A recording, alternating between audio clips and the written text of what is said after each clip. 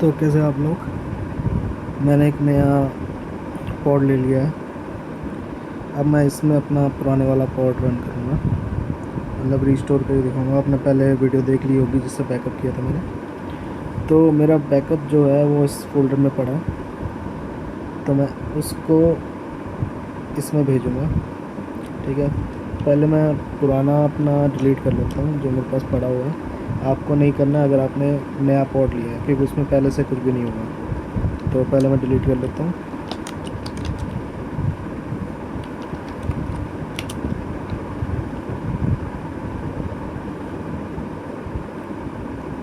तो मेरा सारा डेटा डिलीट हो चुका है।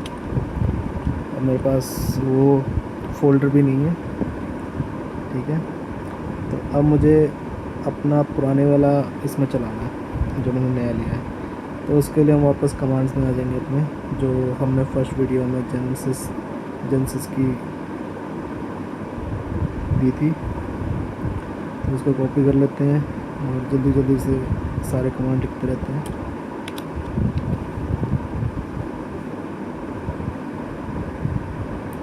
हो गया। अब दूसरा कमांड,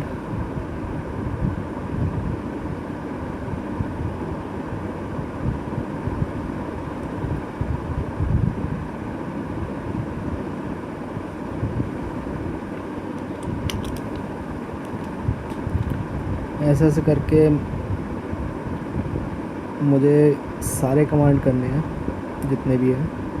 ठीक है, तो ये करने के बाद और यहाँ पे मुझे रुक जाना 13 नंबर पे। ठीक है, 13 नंबर अभी नहीं करना है। तो सबसे पहले मैं बाकी कमांड्स में कर लेता हूँ कॉपी।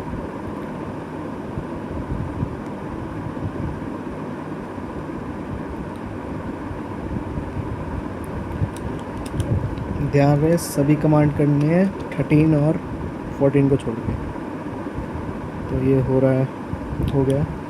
तो जब सारे कमांड हो जाएंगे 13 और 14 को छोड़ के, फिर लिखना है cdrl-swarm। अब इस फोल्डर के अंदर हमें अपनी फ़ाइल डालनी है। ठीक है, फ़ाइल डालने के लिए क्या करते हैं हम, वॉर्म होल, यहाँ से हम भेजेंगे वॉर्म होल सेंड स्वाम डॉट पेन। मेरा जो डेटा है वो इसके अंदर है, मैंने इसके अंदर रखा हुआ है इस फोल्डर के अंदर। तो इसलिए मैं ये इस फोल्डर में जाके खोल रहा हूँ। ठीक है, तो आपका कुछ और फोल्डर होगा, आप अपने हिसाब से देख लीजिए आपने कहाँ कॉपी किया था। ठीक है, तो एंटर। तो सेंड हो रहा है, तो इसको मैं कॉपी कर लेता हूँ और मैं यहाँ पेस्ट कर देता हूँ। अब मेरे पास वो फाइल आ जाएगी मेरे सर्वर के अंदर जो मैंने पॉड लिया है। तो फाइल आ चुकी है, मैं ls लिख के चेक कर सकता हूँ फाइल आई कि नहीं।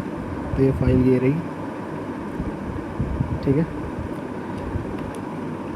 अब मुझे वो लास्ट कमांड चलाने जो मैंने कॉपी नहीं किए थे, छोड़ दिए थे, ये जो लास्ट 13 और 14 है। ठीक है, ये कमांड मुझे पता है तो मैं कॉपी नहीं करूँगा, यही लिख लूँगा।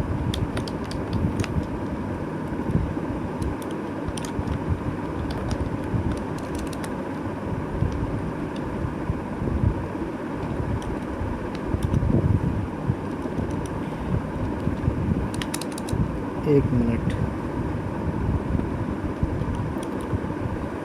आपने अगर सारे कमांड किए होंगे, मैंने नहीं किए, लेकिन आपको सारे कमांड करने हैं। मैंने एक चीज़ स्किप कर दी, इनको लिखना, तो मैं इनको लिख लेता हूँ। लेकिन आपको सारे कमांड करने हैं 13 और 14 को छोड़ के।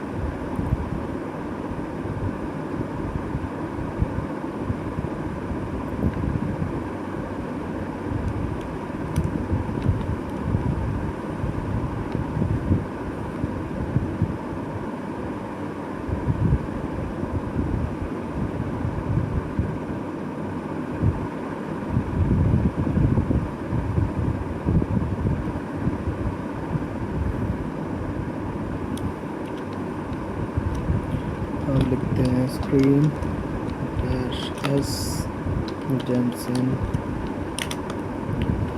अब जेनसेन रन करते हैं।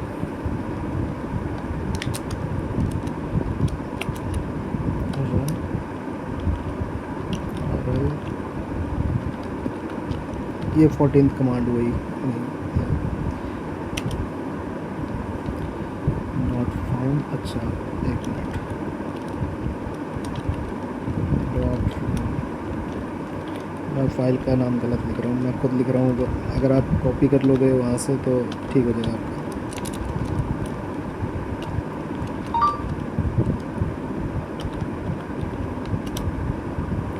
ओके तो चल गया ये, मैं इसको यस कर देता हूँ। अब ये हो रहा है, ठीक है।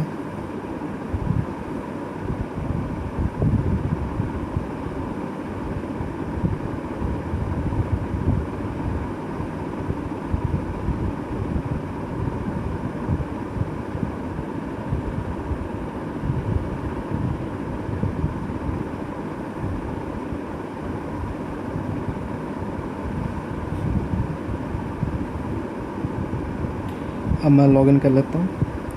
लॉगिन आपको उसी आईडी से करना है जिसका आपने बैकअप बनाया था, तो याद रहे कि लॉगिन का ईमेल आईडी क्या था आपका। मैं लॉगिन कर लेता हूँ एक बार। तो मैंने लॉगिन कर दिया है, अब थोड़ा वेट करना पड़ेगा इसके लिए हमें, तो थोड़ी देर वेट कर लेते हैं। तो अब इसको नो कर देते हैं क्योंकि हमारे पास हगिंग फेस का वो नहीं है एपीआई। वैसे हम बना सकते हैं और उसकी ज़रूरत नहीं होगी। चलिए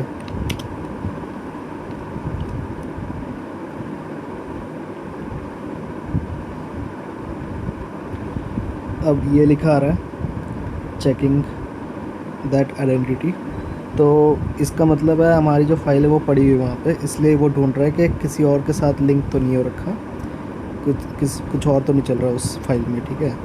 तो मैंने ये एरर इसलिए आया है क्योंकि मैंने अभी अभी उसको बंद किया था जो मैंने नया चलाया था, इसलिए ये चला नहीं। लेकिन आपका चल जाएगा, थोड़ा सा टाइम लगता है। ये एरर इसलिए है क्योंकि उसको लगा कि अभी भी मेरी फ़ाइल चल रही है दूसरे सर्वर में। तो अगर आपको चलाना है तो आप जब बंद करते हो उसके 1 घंटे आधे घंटे बाद आप इस कमांड को दोबारा रन करोगे तो वो चल जाएगा। तो थैंक यू, और कुछ नहीं करना है। चलाने के बाद वही Ctrl+AD दबा के मिनिमाइज़ कर देनी स्क्रीन और आपका काम हो जाएगा और चलता रहेगा बैकग्राउंड में, ठीक है। अब बाकी बैकअप आपने बना ही लिया होगा मुझे लगता है, क्योंकि कभी भी सर्वर बंद हो सकते हैं, कुछ नहीं पता होता किस चीज़ का, तो इसलिए आप करके रखना सब। और थैंक यू वीडियो देखने के लिए।